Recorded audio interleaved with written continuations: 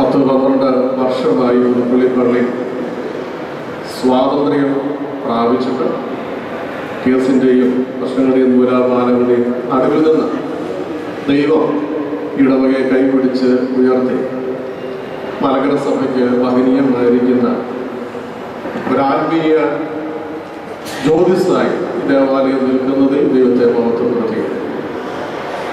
നമ്മുടെ ഇവിടെ ഈ മലങ്കര അടിസ്ഥാനത്തിലോ മദ്രാസന അടിസ്ഥാനത്തിലോ ഏതെങ്കിലും ഒരു കോൺഫറൻസ് നടത്തണമെന്ന് ആരെങ്കിലും ആവശ്യപ്പെട്ടാൽ ഹൃദയപൂർവ്വം ഈ ഇടവക അത് ഏറ്റെടുക്കും. നമുക്കറിയാം, ഏതാനും വർഷങ്ങൾക്ക് മുമ്പ് പുതുപ്പള്ളി പള്ളിയിലാണ് 7 മെത്രാപ്പൊലീത്തന്മാരെ വാഴിക്കുവാനും അതിന് ആതിഥേയത്വം വഹിക്കുവാനും ഇടയായി. ഈ പള്ളിയുടെ സ്ഥാപന ചരിത്രം മുതൽ ആതിഥേയത്വത്തിൽ മുൻപന്തിയിൽ നിൽക്കുന്ന ഒരിടവകയാണ് എന്നുള്ളതിൽ ദൈവത്തെ ബോധപ്പെടുത്തുകയാണ്. അതുകൊണ്ടാണ് ഓരോ പെരുന്നാളിന് വരുമ്പോഴും വെച്ചുകൂട്ട് നൽകി അവരെ സന്തോഷത്തോടെ യാത്രയായി. ആ ഒരു നിലയിൽ അഖില മലങ്കര ആഘോഷത്തിൻ്റെ വാർഷിക സമ്മേളനം നടത്തണമെന്ന് ആഗ്രഹിച്ചപ്പോൾ ഏറ്റവും ഹൃദയപൂർവ്വം അത് ഏറ്റെടുത്ത് ഇത്രത്തോളം ദൈവത്തിൻ്റെ കൃപയാൽ നടത്തുവാനായിട്ടുള്ള ഹൃദയമുണ്ടെങ്കിൽ ചെയ്യാൻ സാധിച്ചത്. ഇത്രയധികം പേര് കടന്നു വന്നതിനുള്ള സന്തോഷം അറിയിക്കട്ടെ. വന്നുചേർന്ന് എല്ലാവരെയും ഏറ്റവും ഹൃദയപൂർവ്വം സ്വാഗതം ചെയ്യുകയാണ്. ഒരു സഹോദരൻ ഓർമ്മിച്ച പോലെ നിങ്ങൾ സംഗീതത്തിൽ തികഞ്ഞവരാണെന്ന് എനിക്കറിയാം. കാരണം ഞാൻ സ്ത്രീ ശുശ്രൂഷയോടുകൂടെ സേവനമനുഷ്ഠിച്ചിട്ടുണ്ട്. അപ്പം നിങ്ങളെ ഗാനം പഠിപ്പിച്ച് തികയ്ക്കുക എന്നുള്ളതല്ല ഉദ്ദേശം, മറിച്ച് ആരാധനാ സംഗീതത്തിൽ നിങ്ങളുടെ പങ്കാളിത്തം എന്താണ് ഓർമ്മിപ്പിക്കുന്നതിന് വേണ്ടിയാണ് നിൽക്കുന്നത്. അതിന് അനുപേക്ഷണീയമായ കാര്യങ്ങൾ പറയണമെന്ന് മാത്രമേ ആഗ്രഹിക്കൂ. ഇത്രയും നേരം നിങ്ങൾ വളരെയധികം ക്ലാസ് കേട്ടുകൊണ്ടിരുന്നുണ്ട്. ആദ്യമായിട്ട് നമുക്ക് സംഗീതത്തെക്കുറിച്ച് എന്താണ്, അല്ലെങ്കിൽ ശുശ്രൂഷയുടെ സംഗീതത്തിൽ ഉള്ള സ്ഥാനം എന്താണ് അതൊന്ന് ഓർമ്മിപ്പിക്കാൻ ഞാൻ ആഗ്രഹിക്കും. ആദ്യമായിട്ട് അല്പസമയം നിങ്ങളിലെല്ലാം റൈറ്റിംഗ് പാടുണ്ട്, എല്ലാവരും എടുക്കണം. റൈറ്റിംഗ് പാടിലേക്ക് ഞാൻ കുറച്ച് ചോദ്യങ്ങൾ ചോദിക്കാം. നിങ്ങൾ എല്ലാവരും എഴുതണം. ഏറ്റവും കൂടുതൽ ഉത്തരം നൽകുന്ന എത്ര പേരുണ്ടോ അത്രയും പേർക്ക് സമ്മാനം നൽകുന്നതാണ്. ചില ചോദ്യങ്ങൾ ശ്രദ്ധിച്ച് കേട്ടിട്ട് പെട്ടെന്ന് ഉത്തരം എഴുതി പോകാനായിട്ട് ശ്രമിക്കുക. ശുശ്രൂഷയെ സംബന്ധിച്ചിടത്തോളം ഞാനത് പിന്നീട് പറഞ്ഞോളാം. പൗരോഹിത്യ ക്രമത്തിൽ വലിയ സ്ഥാനമാണ് ഇവിടുത്തെ മലങ്കരയിലെ ശുശ്രൂഷകർക്കുള്ളത്. ഓർത്തഡോക്സ് സഭയുടെ പാരമ്പര്യം അനുസരിച്ച് മദ്ബഹായിൽ വൈദികരോടൊത്ത് ശുശ്രൂഷ ചെയ്യുവാൻ പൂർണ്ണ ശമ്പാശനം മാത്രമേ അവകാശമുള്ളൂ. മലങ്കര സഭയിൽ മാത്രം പ്രത്യേക സാഹചര്യത്തിൽ ഉണ്ടാക്കിയ ഒരു ക്രമമാണ് ശുശ്രൂഷകർ കൈകൊട്ട് കൊടുത്ത് മദ്ബഹായിൽ ശുശ്രൂഷിക്കാനുള്ള അവസരം തന്നെ. ഇവിടെ തീർച്ചയായിട്ടും നമ്മൾ ഭാഗ്യമുള്ളവരാണ്. അതേക്കുറിച്ച് ഞാൻ പിന്നീട് പറഞ്ഞു. ഞാനിപ്പോൾ ഈ സംഗീതത്തിൽ അഗ്രഗണ്യരായിരിക്കുക എന്നുള്ളതല്ല, ദൈവം നമുക്ക് തന്നിരിക്കുന്ന താലന്ത് ഉപയോഗിച്ചുകൊണ്ട് ശുശ്രൂഷയും അത് ഭംഗിയാക്കുവാനും പ്രധാനപ്പെട്ട ഘടകം എന്നുള്ള നിലയ്ക്ക് സംഗീതം ഉപയോഗിക്കേണ്ടതും അറിഞ്ഞിരിക്കേണ്ടതും ആവശ്യമാണ്. നിങ്ങളുടെ മുന്നോട്ടുള്ള നിങ്ങളുടെ ശുശ്രൂഷയിൽ ആരാധനാ സംഗീതത്തെ അല്പം ഒന്ന് ശ്രദ്ധിക്കുന്നതിന് വേണ്ടുന്ന ഒരുക്കം തരികയെന്ന് മാത്രമേ ഞാൻ ആഗ്രഹിക്കൂ. അപ്പോൾ ചില മേഖലകളിൽ നിന്ന് ചില ചോദ്യങ്ങൾ ചോദിക്കുമ്പോൾ സത്യസന്ധമായിട്ട് നിങ്ങളുടെ റൈറ്റിംഗ് പാടുന്നത് എഴുതി അങ്ങോട്ടും ഇങ്ങോട്ടും നോക്കരുത്. ഇത് എഴുതി നിങ്ങൾ തന്നെ വാല്യൂ ചെയ്യണം. ഒന്നാമത്തെ ചോദ്യം കുറച്ച് വേദോത്സവത്തിൽ നിന്നാണ്, സംഗീതവുമായിട്ട് ബന്ധപ്പെട്ടതാണ്. വേണവും കിന്നരവും ഉപയോഗിക്കുന്നവർക്ക് ഡാഷ് പിതാവായി തീർന്നു എന്ന് പറഞ്ഞുകൊണ്ട് ഉൽപ്പത്തി പുസ്തകത്തിൽ സംഗീത പാരമ്പര്യത്തിന്റെ മഹനീയമായിരിക്കുന്ന ഒരു കാര്യം ഓർമ്മിക്കുന്നു. 4-ാം അധ്യായം 21. വേണവും കിന്നരവും ഉപയോഗിക്കുന്ന സകലർക്കും ഒരാൾ പിതാവായി തീർന്നു. അതാണ് പെട്ടെന്ന് എഴുതിക്കണം. അറിയാൻ തന്നെ ഉണ്ടായിട്ട് പോകും. നിങ്ങൾ ഇനിയും തൊട്ട് സംഗീതത്തെക്കുറിച്ച് അല്പം ഒന്ന് ചിന്തിക്കുന്നതിന് ധ്യാനിക്കുന്നതിന് വേണ്ടിയാണ് ചോദ്യം. ഒന്നിനും പറയാം, വേണവും കിന്നരവും ഉപയോഗിക്കുന്ന സകലർക്കും ഒരാൾ പിതാവായി തീർന്നു. അതാരാണ്? രണ്ടാമത്തെ ചോദ്യം, യേശു ക്രിസ്തുവും ശിഷ്യന്മാരും പാട്ടുപാടി എന്ന് പറയുന്നുണ്ട്. അതേത് സന്ദർഭത്തിലാണ് യേശു ക്രിസ്തുവും ശിഷ്യന്മാരും പാട്ടുപാടി? ദിവസാരി ചോദിക്കുമല്ലോ, പാട്ടൊക്കെ പാടാം അല്ലേ? ആരാധനകളെ കുറിച്ചൊക്കെ ചോദ്യമാണ്. യേശു ക്രിസ്തു ശിഷ്യന്മാരും പാട്ടുപാടി എന്ന സുവിശേഷം സാക്ഷിക്കുന്നുണ്ട്. അതേത് സന്ദർഭത്തിലാണ്? ആരും അങ്ങോട്ടേക്ക് നോക്കല്ലേ കേട്ടോ. മൂന്നാമത്തെ ചോദ്യം ഒരു പാട്ടാണ്. ഉളവാക സ്തുതി ദൈവത്തിനുവാനിൽ ധരണിയതിൽ ശാന്തി നല്ലൊരു ശരണം നരലോകർക്കും. നിങ്ങൾ പാടുന്ന പാട്ടാണ്. ആരും പാടിയത്? നിങ്ങൾ പാടി എഴുതി വെക്കരുത്, അച്ഛൻ പാടി എഴുതരുത്. അതിനൊരു വേദപുസ്തക പശ്ചാത്തലമുണ്ട്. അതാരും പാടിയെന്നില്ല. നാലാമത്തെ ചോദ്യം, സങ്കീർത്തനങ്ങളാലും സ്തുതികളാലും ആത്മീയ കീർത്തനങ്ങളാലും ആരാധിക്കണമെന്ന് വേദപുസ്തകത്തിന്റെ ഒരു ലേഖനത്തിൽ പരാമർശിക്കുന്നു. 2 ലേഖനങ്ങളിലാണ് പരാമർശിക്കുന്നത്. അങ്ങനെ ആരാധനയിൽ സങ്കീർത്തനങ്ങളും ഗീതങ്ങളും ആത്മീയ സ്തുതികളും ഉപയോഗിക്കണം, അല്ലെങ്കിൽ അങ്ങനൊരു പാരമ്പര്യമുണ്ട് എന്ന് നമ്മെ ഓർമ്മിപ്പിക്കുന്ന എഴുത്തുകാരൻ, പുതിയ നിയമത്തിലെ എഴുത്തുകാരൻ ആരാണ്?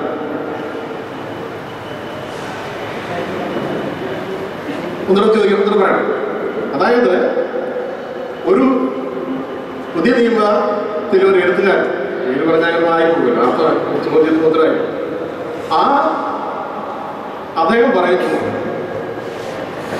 ആത്മീയ സങ്കീർത്തനങ്ങളാലും സ്തുതികളാലും ആത്മീയ കീർത്തനങ്ങളാലും ദൈവത്തെ മഹത്വപ്പെടുത്തും എന്ന് പറഞ്ഞ പുതിയ നിയമത്തിലെ എഴുത്തുകാരനാണ്. 2 സന്ദർഭങ്ങളിലാണ് അദ്ദേഹം പറയുന്നത്. 5ാമത്തെ ചോദ്യം, കിന്നര ഉപയോഗിച്ച് രോഗസൗഖ്യം നൽകിയ ഒരാളെ കുറിച്ച് വേദപുസ്തകത്തിൽ പറയുന്നുണ്ട്. കിന്നര ഉപയോഗിച്ച് രോഗസൗഖ്യം നൽകിയ ഒരാളെ കുറിച്ച് പറയുന്നുണ്ട്. അതാണ് ആരെന്ന് പറയണ്ട, സൗഖ്യം നൽകിയ ആളെ കുറിച്ച് പറഞ്ഞാൽ 6. കൃത്യമായിട്ട് നമ്പറിട്ട് പോകണം കേട്ടോ. 6. ഞാൻ മുമ്പേ പറഞ്ഞല്ലോ, ശുശ്രൂഷകർ എന്ന് പറയുന്നത്, അതായത് ഷമ്മാശന്മാരുടെ ഗണത്തിൽ 6 ഗണങ്ങളാണുള്ളത്. അതിനകത്ത് ഒരു ഗണം സമറോനം എന്നുള്ള പേരിലാണ് അറിയപ്പെടുന്നത്. സമറോനം അത് യഥാർത്ഥത്തിൽ ഏത് വിഭാഗത്തിൽപ്പെടുന്നത്, അല്ലെങ്കിൽ എന്ത് ചുമതല നിർവഹിക്കുന്നവരാണ്? സമറോനം എന്നൊരു പദം നിങ്ങൾ വൈദിക ഗണത്തിൽ മൈനർ ഓർഡേഴ്സിൽ പെട്ടത് കണ്ടാൽ, അതായത് യൗദ്യോഗികർക്ക് കീഴിൽ കണ്ടാൽ നിങ്ങൾ ആരെന്ന് മനസ്സിലാക്കും. സമറോനം. അടുത്തത് അതോട് ചേർന്ന ഒരു പദമാണ് സൂമോറോ എന്നൊരു പാട്ട്. നിങ്ങൾ പുസ്തകത്തിലൊക്കെയാണ്, നിങ്ങൾ പാട്ടുകൾ പാടുമ്പോൾ അതിന്റെ ടൈറ്റിലുകൾ ശ്രദ്ധിക്കണം. സൂമോറോ എന്ന് പറയുന്ന പാട്ടുകൾ ആരാധനയിൽ ഏത് സമയത്ത് ഉപയോഗിക്കുന്നതാണ്? സൂമോറോ എന്ന് പറയുന്ന ഒരു വിഭാഗം പാട്ടുകളുണ്ട്. അത് ആരാധനയിൽ ഏത് സമയത്താണ്, അല്ലെങ്കിൽ ഏതിന് മുന്നോടിയായിട്ടാണ് അത് പാടുന്നത്? അടുത്ത ചോദ്യം, സൂമോറോ. അടുത്തൊരു ചോദ്യം, പൂക്കോയോ എന്ന പേര് നിങ്ങൾ ഒത്തിരി പാട്ടുകൾ കാണാറുണ്ട്. ഉദാഹരണം പറയാമോ? ഏതെങ്കിലും ഒരു പാട്ട് പൂക്കോയോ. ഒത്തിരി പാട്ടുകൾ ഷമവും പൂക്കോയ എന്ന് പറഞ്ഞൊരു പിതാവ് രചിച്ചിട്ടുണ്ട്. 8 ഇനത്തിലല്ല 9 ഇനത്തിൽ പാടാറുണ്ട്. കരിമാനം വരുമെന്നേര, പിന്നെ കർത്താവ് ചെയ്തു, പിന്നെ സ്ലീപായ പിന്നെ ഘോഷിപ്പാനായെന്നുള്ളത്, പിന്നെ ഒത്തിരി പാട്ട്. ഇനി എന്തൊരു ആയിക്കോട്ടെ, ഇത് സുറിയാനി സംഘത്തിൽ ഏത് ഗണത്തിൽ പെടുന്ന? ഈ പൂക്കോയോ എന്ന് പറയുന്ന പാട്ട് ഏത് ഗണത്തിൽ പെടുന്ന?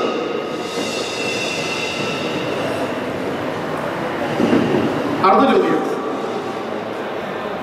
നിങ്ങൾ സുഖം അനുഭവിക്കുന്നവൻ പാട്ട് പാടട്ടെ എന്നുള്ള ഒരു വേദഭാഗം ശുശ്രൂഷക്കാർ നിങ്ങളെല്ലാവരും വായിക്കുന്നതാണ്. ഏത് കൂദാശയിലാണ് അത് ഉപയോഗിക്കുന്നത്? നിങ്ങൾ സുഖം അനുഭവിക്കുന്നവൻ സങ്കീർത്തനം പാടട്ടെ എന്ന് പറഞ്ഞുകൊണ്ട് നിങ്ങൾ ലേഖനം വായിക്കാറുണ്ടോ?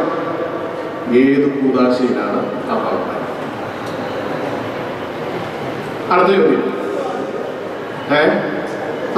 അടുത്തത് മറിയാമിന്റെ പാട്ട് എന്നൊരു പാട്ടുണ്ട്. നമ്മുടെ ആരാധന പുറപ്പെടുന്ന ഉപയോഗിക്കുന്നതാണ്. പിതാക്കന്മാർ വളരെയധികം ഗാനങ്ങൾ ആരാധന ഉപയോഗിക്കുന്നതാണ്. മറിയാം പറഞ്ഞ കർത്താവിനെ. ഈ പാട്ട് ഏത് സുവിശേഷത്തിലാണ് രേഖപ്പെടുത്തിയത്?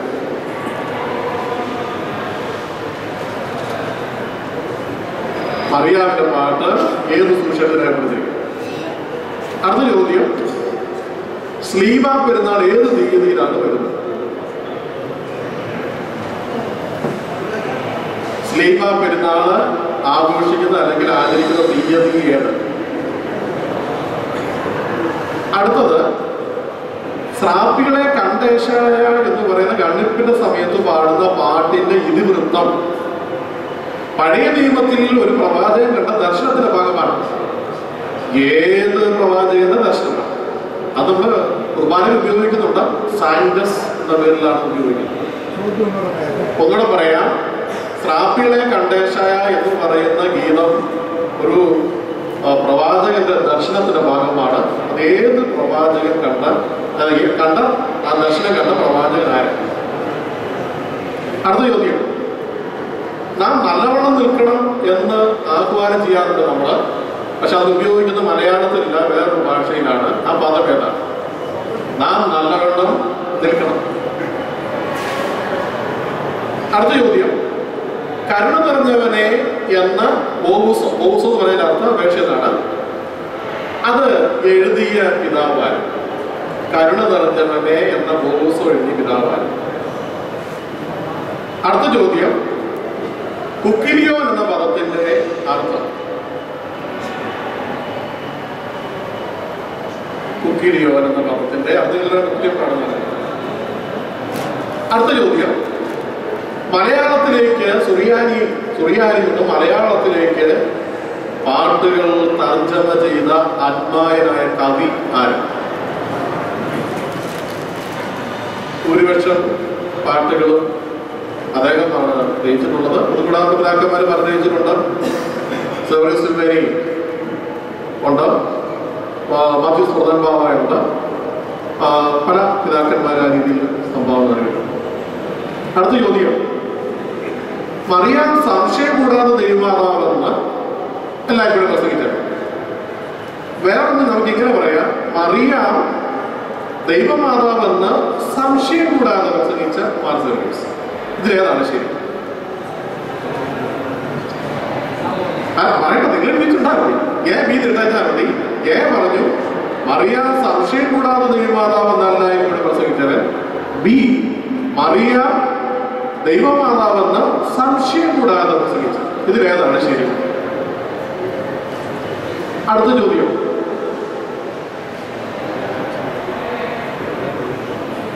തടവിൽ കിടന്ന് രണ്ടുപേര് പാട്ട് പാടുകയും ചങ്ങലകൾ ഭേദിച്ചുകൊണ്ട് പുറത്തു പോവുകയും ചെയ്തു. പാട്ടിന്റെ ശക്തിയെ കുറിച്ചാണ് പറയുന്നത്. ചങ്ങലകൾ വരെ വിട്ടുപോകും.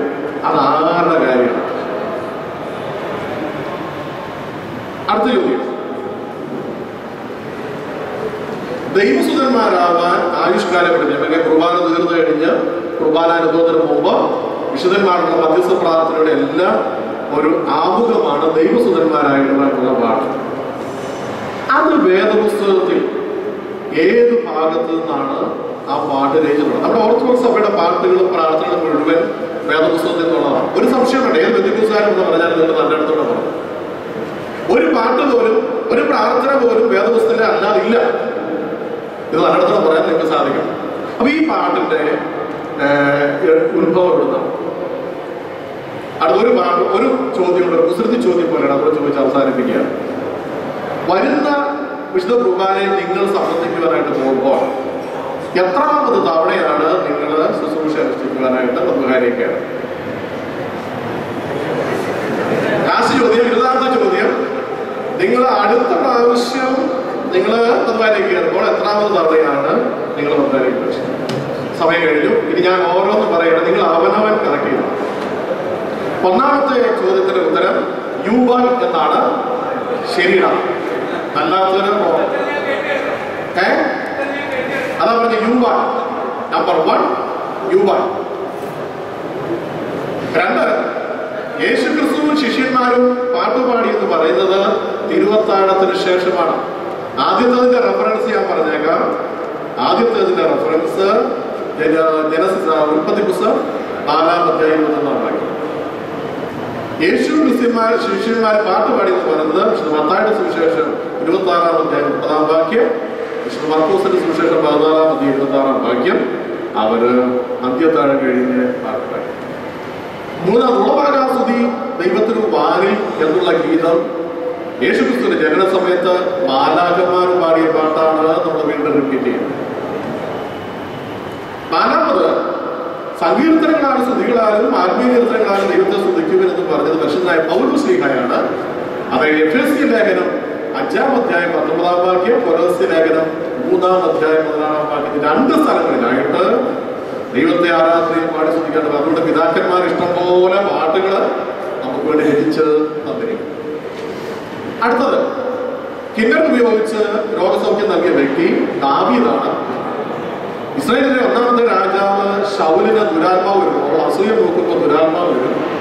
അതും ഒരു കാരണം പാട്ടാണ്. കാരണം ശൗലോ 1000-ത്തെ കൊന്നു, ദാവീദോ 10,000-ത്തെ കൊന്നു എന്ന് പെണ്ണുങ്ങൾ പാട്ട് പാടിയപ്പോൾ ശൗലിന് സ്വാഭാവികങ്ങളൊക്കെ ഉണ്ടാകും. അപ്പൊ അസൂയ ഉണ്ടാകും, ദുരാത്മാവ് വരും. അവരുടെ ശുശ്രൂഷക്കാർക്ക് ഒരിക്കലും പാടില്ലാത്തൊരു കാര്യമാണ് അസൂയ. അത് ദുരാത്മാവ് വരുന്നു. അടുത്തത് സമറോനോ എന്ന വിഭാഗത്തിൽ അവരുടെ അർത്ഥം സിംഗർ എന്നാണ്, പാട്ടുകാരൻ എന്നാണ്. സാലത്തെ എന്ന് പറയുന്നത് ചാനൽ, അതായത് സങ്കീർത്തനക്കാരൻ. അതിന് തൊട്ടുമുകളിൽ സമറോനോ എന്ന് പറയുന്നത് പാട്ടുകാരൻ. അതിന്റെ മേളിൽ ഓറുയോ വായനക്കാരൻ. അതിന്റെ മുകളിലാണ് യൗകുതിയഗ്രഹം വരുന്നത്. ഈ രീതിയിൽ അങ്ങനെ ക്രമം പോവാണ്. അതുകൂടെ പറയാം. സാലത്തെ ചാനൽ സങ്കീർത്തനക്കാരൻ, സമറോനോ പാട്ടുകാരൻ, ഓറുയോ വായനക്കാരൻ, യൗകുതിയഗ്രഹം വാതിൽ കാവൽക്കാരൻ. അതാണ് നമ്മൾ സെമിനാരിയിൽ നിന്ന് ഇറങ്ങി വരുന്ന പ്രായം തന്നോട് ചേർത്താണ്. അതിന്റെ മുകളിലാണ് പൂർണ്ണ ശമാശ് 6-ാമത്തെ റായം. അതിന്റെ മുകളിലാണ് പുരോഹിതൻ. അവിടെ കൊണ്ട് പൗരോഹിത്യം തീരുകയാണ്. അപ്പൊ മനസ്സിലാക്കിയിട്ട് അടുത്ത പൂക്കോ എന്ന പേരുള്ള പാട്ടുകൾ വിഭാഗം പറയുന്നത് കോലോ എന്ന് പറയുന്ന പാട്ടുകളാണ്.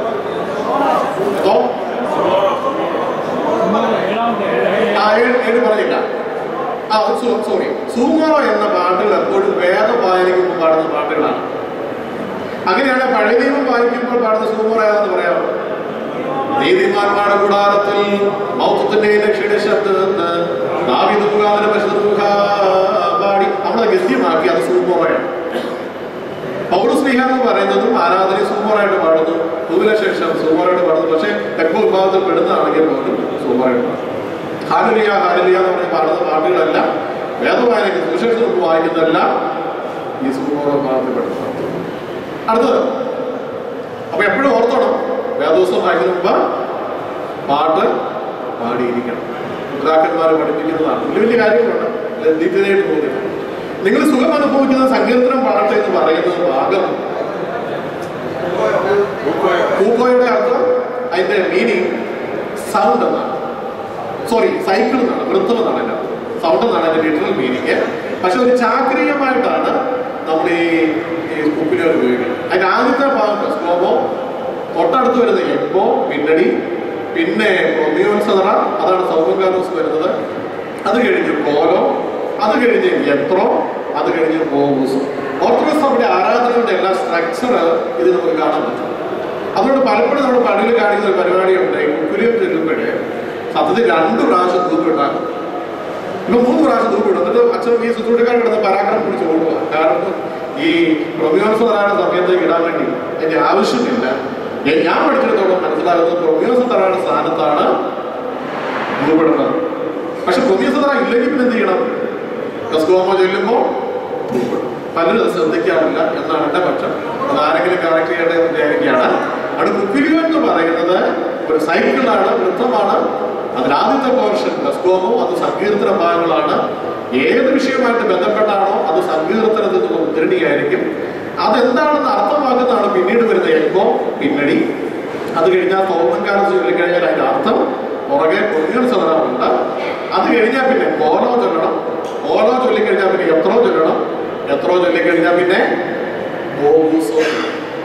അത് പൊതുവെ പറയുന്ന പേരാണ് കുക്കുലിയോ എന്ന പാട്ട്. അടുത്ത ഉത്തരം, നിങ്ങൾ സുഖമായിരിക്കും അതല്ലേ? നിങ്ങൾ സുഖമായിരിക്കുന്ന സങ്കീർത്തനം പാടട്ടെ എന്ന് പറയുന്നത് തൈലാഭിഷേക ശുശ്രൂഷകളിൽ ഭൂമിയുടെ ശേഷം പാടിയതിനു ശേഷം യാക്കോബ് ശ്ലീഹയുടെ ലേഖനത്തിൽ നിന്നാണ് തൈലാഭിഷേകത്തെ കുറിച്ചുള്ള പരാമർശം അടങ്ങുന്ന ഭാഗമായി. അതുകൊണ്ട് തൈലാഭിഷേകം നടത്തുമ്പോൾ നിർബന്ധമായും അന്നേരമെങ്കിലും ഏത് വായിക്കണം? യാക്കോബ് ശ്ലീഹയുടെ ലേഖനം വായിക്കണം. എപ്പോഴും ഇടതുവശത്ത് വായിക്കുന്നത് ഏതൊക്കെയായിരിക്കും? അല്ലെങ്കിൽ പള്ളിയുടെ വടക്ക് ഭാഗത്ത് പൗലോസ്ലീഹയുടെ ലേഖനമല്ല, അപ്പോസ്തല പ്രവർത്തികളോ അല്ലെങ്കിൽ സാർവത്രിക ലേഖനങ്ങളോ? എപ്പോഴും തെക്കുവശത്ത് പൗലോസ് ലീഗയുടെ 14 ലേഖനം ഇങ്ങനെ വരാം. ഓക്കെ, അടുത്തത് മറിയാമിന്റെ പാട്ട് എന്ത് സുവിശേഷത്തിൽ? ലൂക്കോസിന്റെ സുവിശേഷം 1-ാം അധ്യായം 46 മുതൽ 55 വരെ ഉള്ളത്. ലൂക്കോസിനെ കുറിച്ച് അനേക പാട്ടുകളുണ്ട്. ആദിമസഭ പാട്ടുകൾ ഉപയോഗിച്ചിരുന്നതിന് വലിയ തെളിവാണ്. അടുത്ത ശ്രീവാക്കനാണ് ഏത് തീയതി വരുന്നതെന്ന് ചോദിച്ചാൽ എല്ലാവർക്കും അറിയാം. ചോദ്യം വെച്ചിട്ട് എനിക്കറിയാവുന്ന സ്രാപ്പിലെ കണ്ട യെശയ്യാ എന്ന് പറയുന്ന ദർശനം കണ്ടത് യെശയ്യാവാണ്.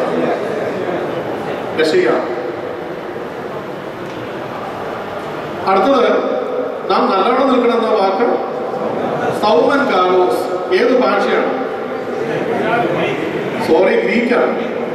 നമ്മുടെ ആരാധനയിൽ അനേക പദങ്ങൾ ഗ്രീക്കിൽ എടുത്തിട്ടുണ്ട്. ഹാലലൂയ ഏത് പദമാണ്? എബ്രായ ഭാഷ.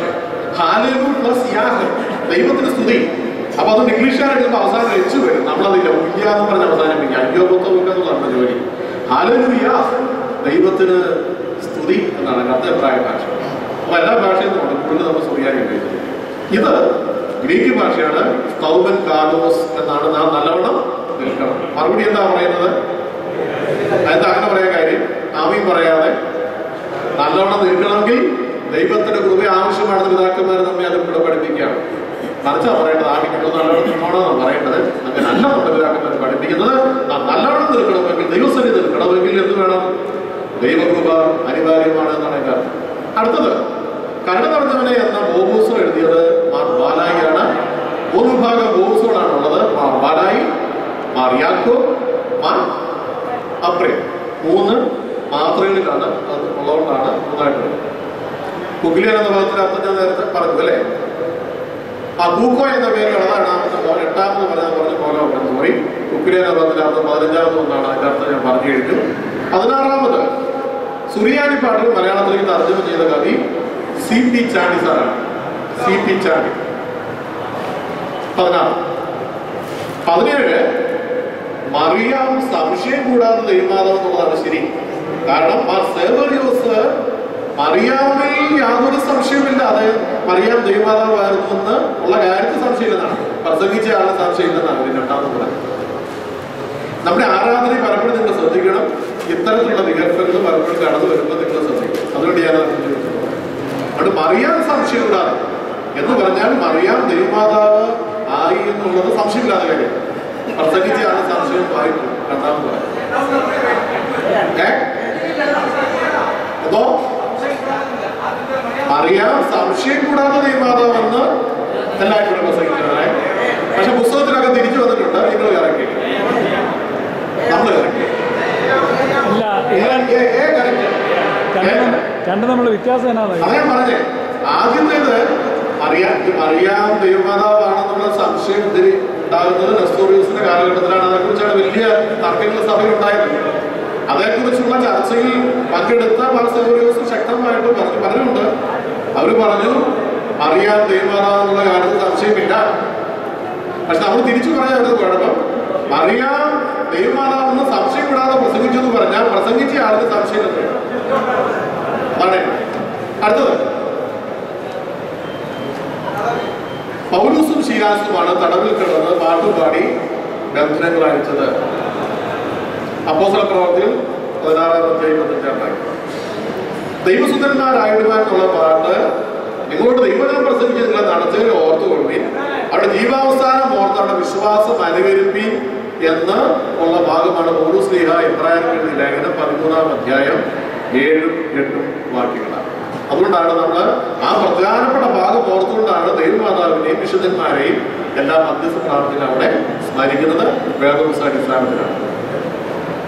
അവസാനത്തെ ചോദ്യം എത്രാമത്തെ ശുശ്രൂഷയാണെന്ന് പറഞ്ഞാൽ ആദ്യത്തേതാണ് അർപ്പിക്കുന്നതെന്ന് പറയുന്നവർക്ക് സമ്മാനം.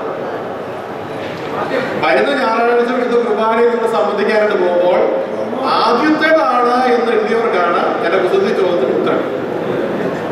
അങ്ങനെ ആരും എഴുതിയിട്ടുണ്ടോ? ആ ഗുഡ്. ഓക്കെ. അപ്പൊ ഇനി നിങ്ങൾ ടോട്ടൽ ചെയ്തു. ചെയ്തിട്ട് പറയുക ഏതാനും സമയം നമുക്ക് അതിൽ പാട്ടുകൾ ആവശ്യമുണ്ടെങ്കിൽ നിവാരണം വരും. അല്ലെങ്കിൽ അടിസ്ഥാനപരമായ ചില കാര്യങ്ങൾ പറഞ്ഞുകൊണ്ട് നമുക്ക് സംസ്കാരത്തിൽ പ്രക്രിയ വേണുവും കിന്നറും ഉപയോഗിക്കുന്നവർക്ക് ലാമയ്ക്കിന്റെ മകനായ യൂബാലാണ് ഈ വേണുവും കിന്നറും ഉപയോഗിക്കുന്നവർക്ക്. വേണു എന്ന് പറഞ്ഞ എന്താണ്? സുഷിരവാദ്യമാണ്. കിന്നർ എന്ന് പറയുന്നത് സ്ട്രിംഗ് ഇൻസ്ട്രുമെന്റാണ്. അത് രണ്ടിനും ഇതാവുണ്ടായി. അവിടെ പറയുന്നുണ്ട്, പല വിഭാഗത്തിൽപ്പെട്ടവരെ പറയുന്നുണ്ട്. അപ്പൊ വ്യവസ്ഥാപിതമായിരിക്കുന്ന ഒരു സംഗീതം എബ്രായ പാരമ്പര്യത്തിലുള്ള, നമ്മുടെ പാരമ്പര്യം ഏതാ? സുറിയാനി പാരമ്പര്യത്തിൽ നിന്ന് വരുന്നതാണ്. എബ്രായ പാരമ്പര്യം, സെമിറ്റിക് ഷേമിയ പാരമ്പര്യത്തിൽ വരുന്നതാണ് നമ്മുടെ സംഗീതം. അവിടെ ടോട്ടൽ ചെയ്തോ 20 കിട്ടിയതായിരുന്നു. കിട്ടിയ 20 കിട്ടിയത് ഇല്ല. 19 ശരിയാക്കി. എഴുതേണ്ടത് കൈഡ് ചെയ്യാനാവിടെ. Very good. അപ്പൊ അദ്ദേഹത്തിന് സമ്മാനം ഉണ്ടായി. പിരിയാൻ നേരത്ത് പ്രത്യേക ഒരു ഗിഫ്റ്റ് തരുന്നതായി. 18 ഇല്ല. 17 ഒരാളുണ്ട്. അദ്ദേഹത്തിന് ഒരു സമ്മാനം കൊടുക്കുന്നത്. എഴുതേണ്ടേ 17,000. അച്ഛൻ്റെ പേരെന്തുവാ? പള്ളി എവിടാ? തുമ്പോളത്തിനകത്ത് വിളിച്ചാലേ എന്റെ പേര് തരണം. അത് പേരെഴുതി തരാൻ വേണ്ടിയാണ് സമ്മാനം. ദൈവം അനുഗ്രഹിക്കട്ടെ. ഞാൻ അവസാനിപ്പിക്കാം. ഞാൻ അടുത്ത കാര്യത്തിലേക്ക് കിടക്കുകയാണ്. ഏതാനും മിനിറ്റ് കൊണ്ട് കാര്യങ്ങൾ പറഞ്ഞ് അവസാനിപ്പിക്കും. നമ്മള് സംഗീതത്തിൽ അദ്വിതീയരായെന്ന് നമ്മൾ വിചാരിച്ചു കഴിഞ്ഞാൽ അതിന്റെ അർത്ഥം നമ്മൾ പാമരന്മാരാണ്. കാരണം സംഗീതം എന്ന് പറയുന്നത് സാർവലൗകിക ഭാഷയാണ്, പാരാപാരമ്പര്യമാണ്. അതാരും മനസ്സിലാക്കിയത് തികഞ്ഞവരുമില്ല. അവിടെ നമ്മുടെ പിതാക്കന്മാർ എന്ത് ചെയ്തു ചോദിച്ചാൽ ആരാധനയിൽ സംഗീതം വളരെയധികം ചെലുത്തിയിട്ടുണ്ട്. പാട്ടുകൂടാതെ ഒരു ആരാധന നമുക്ക് ഇല്ല. അവിടെ നമ്മുടെ പിതാക്കന്മാര് ആരാധനാ വർഷത്തെ 8 കാലമായിട്ട് തിരിച്ചു. 8 എന്ന് പറഞ്ഞാൽ അതിന്റെ അർത്ഥം എന്താണെന്ന് അറിയാമോ? 8 എന്ന് പറഞ്ഞാൽ symbol of perfection, number of perfection, പൂർണ്ണതയുടെ പ്രതീകമാണ്. ഈ 8 കാലം 8 രീതിയിൽ പാടാം. അതുകൊണ്ട് പിതാക്കന്മാർ എന്ത് ചെയ്തു? 8 രീതിയിൽ പാടാനുള്ള ക്രമീകരണം ചെയ്തു. അതിനുള്ള പേരെന്താണ്? എക്കാറ നമ്മൾ പറയുന്നതാണ്. അതിന് പ്രത്യേക ഒരു പേര് ഗ്രീക്കാർക്കുള്ളതുപോലെയോ റോമാക്കാർക്കുള്ളതുപോലെ ഇല്ല. പക്ഷെ നമ്മൾ ഉപയോഗിക്കുന്ന പുസ്തകത്തിന്റെ പേര് ബെദ്ഗാസോ എന്നാണ്. അതിന്റെ അർത്ഥം ദ ട്രഷറി ഓഫ് ഹിംസ് എന്നാണ്. അതിനെ ബേസ് ചെയ്തുകൊണ്ട് ഓറൽ ട്രഡീഷനാണ് നമ്മളിത് പഠിക്കുന്നത്. മലങ്കരയിൽ നമ്മൾ ഇന്ന് പറയുന്ന പേര് എക്കാറ എന്നാണ് പറയുന്നത്. എക്കാറ എന്ന് പറയാൻ അതിന്റെ അർത്ഥം റൂട്ട് എന്നാണ് അതിന്റെ അർത്ഥം.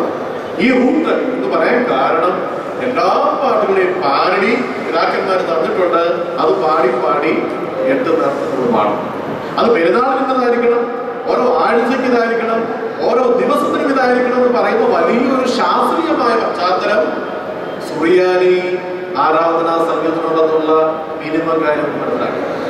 അതുകൊണ്ട് നിങ്ങൾ നിറത്തിൽ പാടാൻ പഠിക്കാൻ എന്തെങ്കിലും സാഹചര്യം ഉണ്ടെങ്കിൽ എക്കാറ ഉപയോഗിച്ച് പാടാൻ പഠിക്കണം.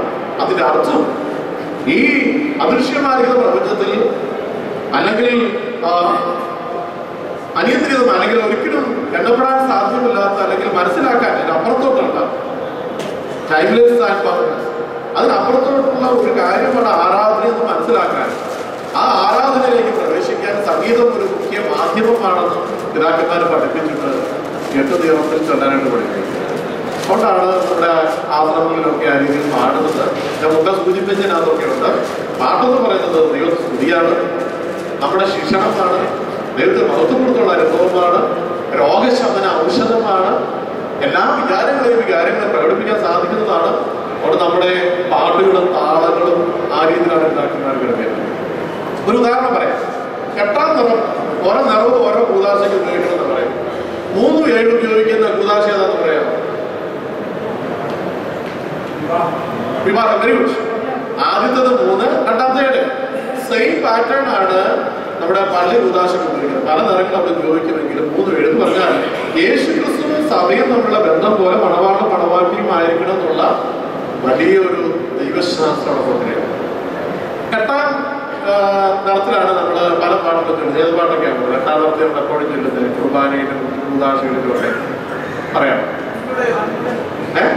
അല്ല, കുക്കിലിയോ സ്ലീവായ നിപ്പാനായി 8ാം നിറത്തിൽ പാടം നിർബന്ധമാണ്. പിന്നെ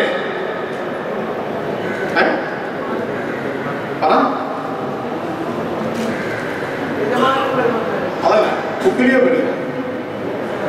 അത് ഏത് രീതി വേണം, 8 രീതി 9 രീതി വേണം പാടാം. അത് പറഞ്ഞു നമ്മളാണ് ഓർത്തത്. നമ്മുടെ ഈ 9ാമത് 8 നിറത്തിൽ പാടുന്നതിൽ 9ാമത് ഒരു നിറം കൂടെയാണ്. നിറം എന്ന് പറയാൻ പറ്റത്തില്ല, 9ാമത്തെ ടൂണാണ്. ആ ടൂൺ ഇതാ. യജമാനൻ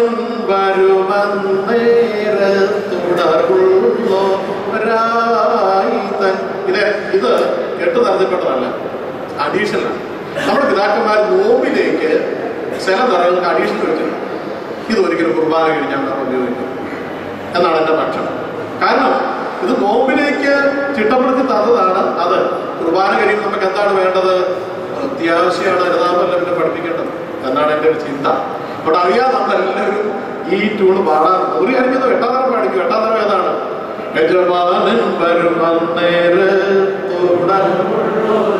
നന്നായിട്ട് പഠിക്കും. സ്നേഹായ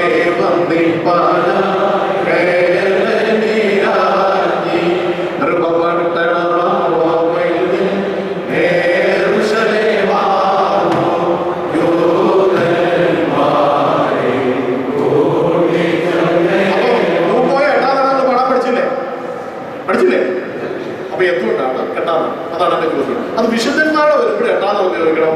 വാങ്ങിയപ്പോഴും ഓർമ്മിക്കുമ്പോഴും 8ാം തരം നടക്കും.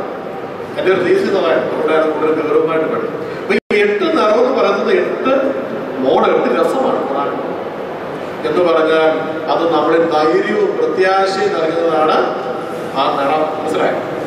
ഓരോ നിറത്തിനും ഓരോ താളത്തിനും ഓരോ രാഗത്തിനും, നിറം എന്ന് പറഞ്ഞ രാഗത്തിനും അതിൻ്റെതായ അനുരണനം വിശ്വാസം സൃഷ്ടിക്കണം. അതുകൊണ്ട് പാട്ട് പാടുമ്പോൾ ഭക്തി ഉണ്ടാകണം, അതുപോലെ അനുതാപം ഉണ്ടാകണം. എല്ലാ വികാരങ്ങളെയും നമ്മുടെ സുറിയാനി പിതാക്കന്മാര് 8 നിറത്തിലൂടെ നമുക്ക് പരിചയപ്പെടുത്തില്ല. പക്ഷെ 1ാം നിറം എന്ന് പറയുന്നത് എന്താണ്? വാത്സല്യത്തിന്റെ നിറമാണ്. അതുകൊണ്ടാണ് ജന്മ പെരുന്നാളിൽ നമ്മള് വാത്സല്യത്തിന് ആ നിറം ഉപയോഗിക്കും. സ്തുതിയോട് രാജമകൾ, എത്ര വാത്സല്യമാണ് അതിലൂടെ ആ രാഗത്തിലൂടെ നമുക്ക് തരുന്നത്. മനസ്സിലായി? നമ്മുടെ പിതാക്കന്മാർ വെറുതെ ഒന്നും ചെയ്തിട്ടില്ല. നമ്മുടെ പിതാക്കന്മാരുടെ സംഗീത സഭയെ കുറിച്ച് വളരെ ആഴമായിട്ട് നിങ്ങൾ ധ്യാനിക്കണം, പഠിക്കണം എന്ന് മാത്രമേ ഉള്ളൂ. ഒരു കാര്യമാണ് പറയാനായിട്ട് പറഞ്ഞത്. ഒരു ആരാധന കൃത്യമാകണമെങ്കിൽ പട്ടക്കാരന്റെ ശൈലി അനുസരിച്ച് നിങ്ങൾ വായിക്കാൻ പറ്റും. ഒരു ശുശ്രൂഷക്കാരനെ കുറിച്ച് നല്ലൊരു അഭിപ്രായം ഉണ്ടാകണമെങ്കിൽ 2 കാര്യങ്ങൾ പറയും. 3 കാര്യങ്ങളുണ്ട്. അത് പരപ്രധാന ഒരു കാര്യം, അത് നന്നായിട്ട് വായിക്കാൻ പറ്റണം. 2ാമത് പാടാം. മറ്റൊരു കാര്യങ്ങളുണ്ട്, ഞാനതൊക്കെ ട്യൂഷനും പറഞ്ഞ് ഞാനായിരിക്കും കിടക്കുന്നത്. അപ്പൊ നിങ്ങളൊരു അച്ഛൻ പാടുന്നതനുസരിച്ച്, വായിക്കുന്ന അല്ലെങ്കിൽ കുർബാന ചൊല്ലുന്നതനുസരിച്ച് നിങ്ങൾ പ്രതിവാക്യം ചൊല്ലാനായിട്ട് മനസ്സിലാക്കും. ഇപ്പം സ്വർഗസ്ഥനായ എന്റെ പിതാവേ എന്ന അച്ഛൻ ചൊല്ലി അവസാനിക്കാൻ നിങ്ങൾ എങ്ങനെ ചൊല്ലും?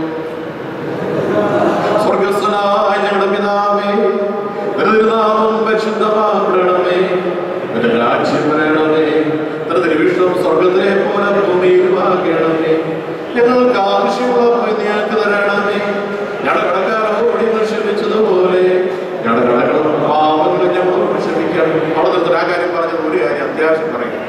ദൈവം പ്രാർത്ഥിക്കുന്നതിന് വേണ്ടിയല്ല, കൗമ നിർത്തി ചൊല്ലാൻ പഠിക്കണം. നിങ്ങൾ ചെയ്തേ പറ്റുള്ളൂ. അത് പറഞ്ഞ് ഒരു പിടിയും എന്തിനാ ധൃതി? നിങ്ങൾക്ക് ശേഷം വരുന്നവരെ അഭ്യസിപ്പിക്കണം. കൗമയുടെ ഏറ്റവും വലിയ പറയാം. കൗമയുടെ അർത്ഥം എന്താണ്? നിൽപ്പ് എന്നാണ് അർത്ഥം. ഇന്നുകൊണ്ടാണ് ഓർത്തഡോക്സുകാർ പ്രാർത്ഥിക്കുക. അതിൽ ഏറ്റവും പരമപ്രധാനം എവിടം വരെയാ? കൗമ എവിടം വരെയാ? നിങ്ങളുടെ അഭിപ്രായം എവിടം വരെയാ? കൗമ എവിടം വരെയാ? എവിടത്തോട്ടാ? ദൈവം എന്നീ വെച്ചിട്ടുണ്ടാവുന്നുണ്ട്. കറക്റ്റ് എവിടം വരെ? സ്വർഗസ്ഥനായ വരെ ഉള്ളൂ. കുർബാന പറയുമെന്ന് പറയുന്നത് അവരോട് ചേർത്തിട്ടുള്ള അപേക്ഷയാണ്. അത് അവിടെ കൂടുതൽ ചൊല്ലുന്നുള്ളൂ.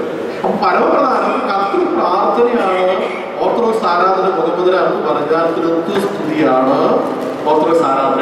അപ്പൊ തൃത്വത്തിൽ ആരംഭിച്ച് തൃത്വത്തിൽ അവസാനിപ്പിച്ചിരിക്കണം എന്ന് പിതാക്കന്മാരെ നമ്മളെ പഠിപ്പിക്കുക. ക്രൈസ്റ്റ് മോണിസമോ സ്പിരിറ്റ് മോണിസമോ അങ്ങനെ ഒരു ശൈലി നമുക്കില്ല. പ്രാർത്ഥിക്കുന്നെങ്കിൽ എതിർത്തര പരിശുദ്ധാത്മാവിനോട് പ്രാർത്ഥിക്കുന്ന പതിവാണ് നമുക്കുള്ളത്. ഞാൻ ഇടയ്ക്ക് പറയുന്നുണ്ട്.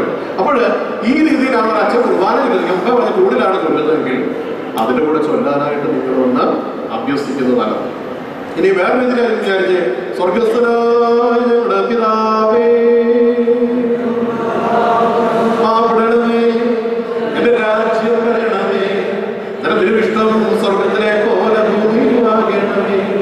ഞങ്ങൾക്ക് ആവശ്യമുള്ള അപ്പമാണോ ആഹാരമാണോ എന്നൊരു വിഷയമാണ്. അപ്പമാണ് നല്ലത് എന്നാണ് പൊതുവെക്കണം അല്ലേ? ആവശ്യമുള്ള അപ്പം ഞങ്ങൾക്ക് തരണമേ, ഞങ്ങളുടെ കടക്കാരോട് ഞങ്ങൾ ക്ഷമിച്ചതുപോലെ. ഓക്കെ, അപ്പൊ അതിന്റെ അർത്ഥം കുർബാന ചൊല്ലുന്ന അച്ഛൻ 2 സ്കെയിലിൽ കൂടെ പോകാൻ കഴിയും.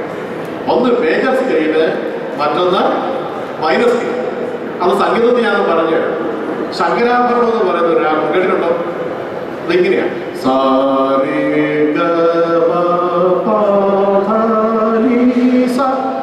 പഠിക്കും, നന്നായിട്ട് പഠിക്കും.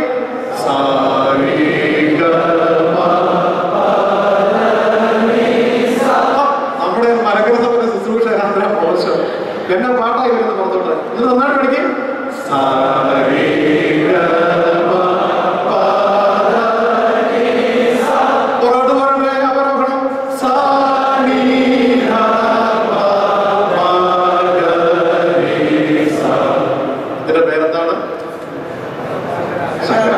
ഇതാണ് മേജർ സ്കെയിൽ. ഞാൻ ആദ്യം ചൊല്ലിയില്ലേ, സ്വർഗസ്ഥനായ ഞങ്ങളുടെ പിതാവേ എന്ന് പറയുന്നത് ഈ മേജർ സ്കെയിലിൽ വിടാം.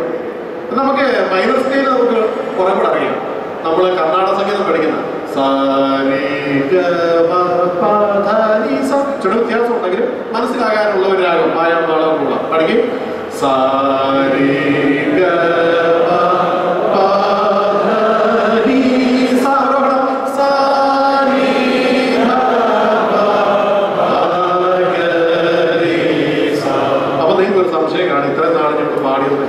ശരിയാ, കറക്റ്റാ.